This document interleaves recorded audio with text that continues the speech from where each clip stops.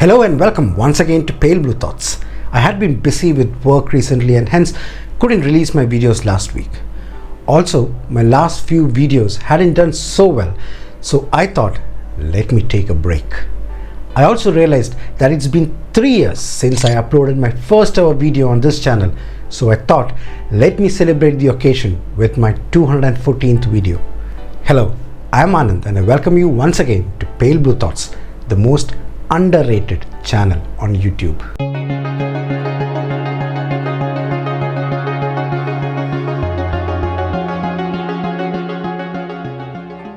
So which is the true God? If you ask this question to a Christian, you would get an answer that it is the all-loving Jesus. If you ask a Jew, he would say Yahweh. If you ask a Muslim, he would not hesitate to say Allah. And if you ask a Hindu, he would come with a long list of names. And if you ask someone like me, I would ask, what God? Even though many would say that there is only one God, we seem to see many different versions among the different religions. Just like quantum particles behave like waves and as particles, so do the different gods when you observe them. The one thing common about all of them is that they just love heaping praises on them. Even though they are supposed to be all-knowing, all-powerful, omnipresent, omnibenevolent and all that, they go weak on their knees when puny mortals sing praises about them. In fact, they can't get enough of it. Some like humans praying with their legs crossed, some like them kneeling before them, some want them to kneel and also bend over and show them their behinds to him while praying. So how do we choose which religion we belong to? Do we read the Bible and think, nah, I didn't like it? Then read the Quran and think, no, not my cup of tea. And then read the Bhagavad Gita and say, aha, this is my kind of story, so let me follow this religion. No. Religion is basically a sexually transmitted disease which gets passed on from parents to their children. Yes, it does happen sometimes, very rarely due to exposure from other sources, but we generally tend to follow the religions of our parents. 99.9% of the people just follow the religion they were born into. Then when you marry, you and your partner thrust your religion onto your children's minds. You don't choose your religion, you are simply born into it. The wand chooses the wizard. Now all religions have stories. Fairy tales of many imaginative minds collectively woven together and then written down in their holy books. But there is an interesting history behind these stories. Their evolution makes an even better reading than the stories itself. You would hardly believe the simple origins of these stories and gods and how they evolved and changed shape and locations. Some have shape-shifted so much that you can't make out their humble origins from their current version. So I'm going to start a series titled Evolution of Gods and Religions here at Pale Blue Thoughts. I would like to thank my good friend Tommy Sebastian for his inputs and research which enabled me to make these videos. I hope you will enjoy this series in the same way you have enjoyed my other scientific content. By the end of the series, I hope to educate the viewers how silly and useless it is to believe in such stories and the characters in such fairy tales. So in today's episode, we will look at the evolution of some mythical stories found in religious books. From the ancient civilizations that gazed upon stars in wonder to the modern faiths, we will delve into the profound stories of gods, goddesses and the powerful deities worshipped throughout history and see how they have lived, perished and evolved. Most of them originated from the things that humans saw around them but couldn't understand, and some from their imagination and even from astronomical objects like stars, planets and constellations. But before I proceed, a disclaimer. The stories, names, characters and incidents portrayed in these videos are fictitious. Any resemblance to actual persons living or dead is purely coincidental and unintentional. They just exist in the books and in the thoughts of humans and nowhere else. So let's open the book The Origin of Religions by means of parental selection and read on further. Now consider, if you were born some 4,000 years ago, you would not be believing in any of the gods that you believe in today. You might be believing in Thor or Zeus or Mumba or Jupiter. But these gods don't exist today. Why? Not because they are dead, just because people have stopped believing in them. In the Vedas, you can see people praying to Indra and Varuna and Agni and so on. Today, there would not be too many who would worship them. They, like Zeus and Jupiter, no longer exist in the imagination of people. They have been replaced by other gods. The stories have changed. Our faith or belief in a god or religion can change based on the household you are born into, the place where you are born, and the time period that you are born in. It is that fragile. Now, where did the faith or belief that we hold come from? We got that from our parents. Where did they get them? From their parents. And if we keep going backwards, we will finally end up with a set of few people who lived some 12,000 or so odd years ago, who had absolutely no clue about the world around them. For them, nature was mysterious in every way. They didn't know what brought them rain, what brought them light and warmth, why there were two orbs in the sky, what caused thunder and lightning and floods and earthquakes. So they imagined an invisible force to explain all this. Suppose there was a drought and all vegetation and animals started to die out. They thought this invisible force was angry at them, so they must have pleaded to help them. Then it would have rained, and they would have assumed that the invisible force was happy with them and dropped water from above the sky. They did not know of the concept of water cycles that a little child in second standard would know today. These invisible man in the sky concept became the stories which were later written down as religious texts. Now, if it rained heavily, there was thunder and lightning, and it was easy for people to believe a man sitting above wielding his golden sword which causes lightning and make a story out of that. They did not know that clouds could store electrical charges which dropped to the earth. And if it rained so heavily that it caused a flood, then it was time to write a flood myth. So when there was a natural disaster, people assumed that it was because someone in their clan did something to displease the gods, and you had to please him again through prayers or offerings.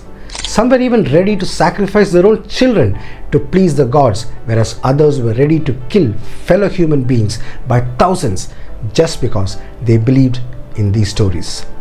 Throughout human history, these stories might have led to more human deaths than any disease put together. Now, when humans started to migrate from one place to another, these stories also traveled with them. And as years went by, many of these stories had things which got dropped from them.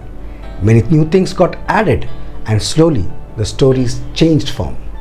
As cultures evolved, they borrowed stories from another culture and adapted it to their style, and many stories were woven as one. So let's look at some such stories.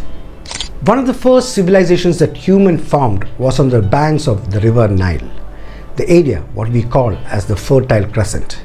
Babylonian, Sumerian, Egyptian, Assyrian, Mesopotamian, and so on evolved there. Now, one of the main questions that perplexed human beings ever since they got cognition was, who were they and where did they come from?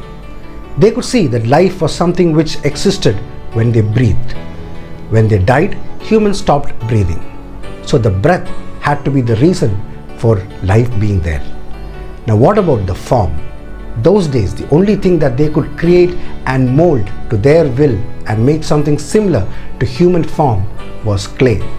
So it went without saying that they thought they were created by someone who took some clay and made their form and breathed life into them. Many civilizations had this sort of creation myth that humans were created out of clay. Genesis 2:7 says that the Lord formed man of the dust of the ground and breathed into his nostrils the breath of life, and man became a living soul. According to the Quran, God created man from clay. According to Egyptian mythology, the god Khnum creates human children from clay before placing them into the mother's womb. In Greek mythology, Prometheus molded men out of water and earth. Prometheus also made a clay statue of Minerva, the goddess of wisdom, and gave it life from a stolen sunbeam. Pandora was again fashioned out of clay. In Sumerian mythology, the gods Enki or Enlil created a servant of the gods, humankind, out of clay and blood. In another Sumerian story, both Enki and Nimha creates humans from clay from the fresh water of the underground. In the Epic of Gilgamesh, Enkidu is created by the goddess Aruru out of clay to be the partner for Gilgamesh. In the Babylonian creation epic, the goddess Ninhursag created humans from clay.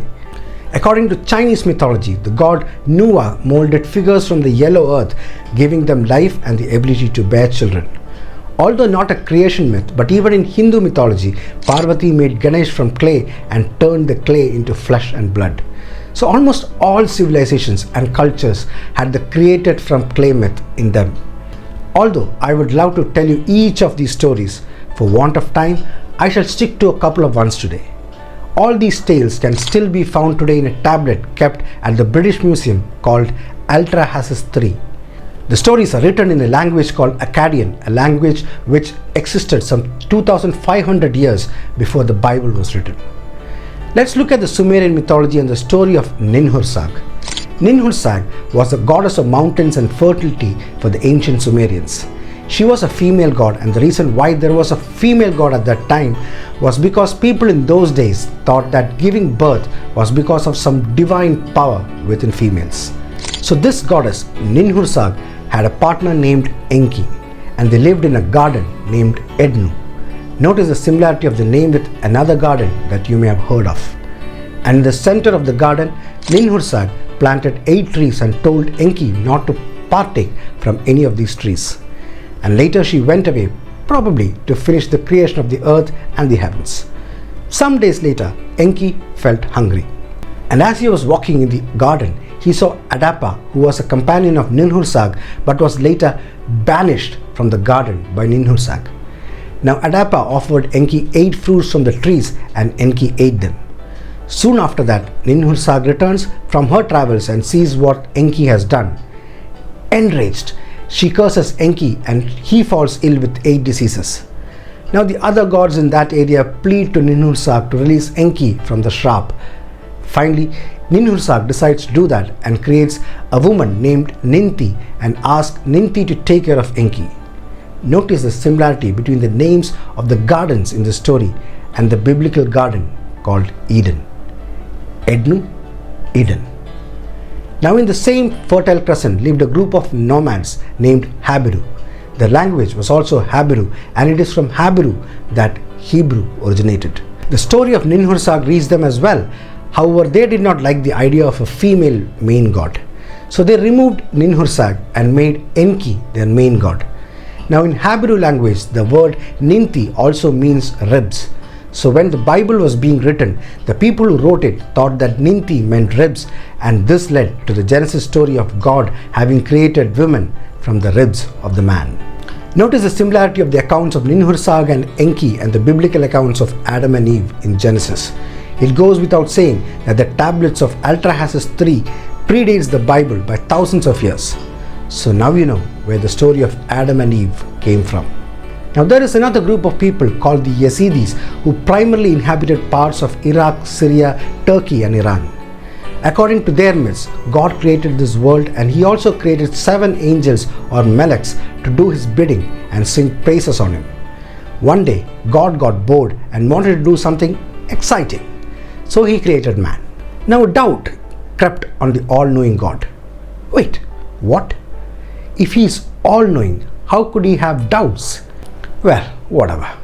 So his doubt was that whether the angels would stop worshipping him and start worshipping his creation. So he decided to do a test. He asked all of his 7 meleks to go and bow down to the human. 6 of the meleks immediately flew to obey the god, but one refused to do so. He stood his ground. His name was Taus. So God asked him the reason for not following his orders, to which Taus replied that he can bow down only to his creator, but not before his creation. Impressed with his royalty, God made Taus the king of all meleks. This story got passed down generations and reached the lands where Muhammad was preaching, and in the Quran and its Hadith, this story appears with some slight changes. Taus becomes Iblis in the story, who is an embodiment of Shaitan or Satan. The Muslim god Allah conducted the same test after he created Adam, and exactly as in the story of Yazidis, 6 angels or meleks ran to bow down to the creation. Iblis refused to go and gave the same reason to Allah. Allah, however, banishes Iblis as he disobeyed him. Let me pause the stories right here.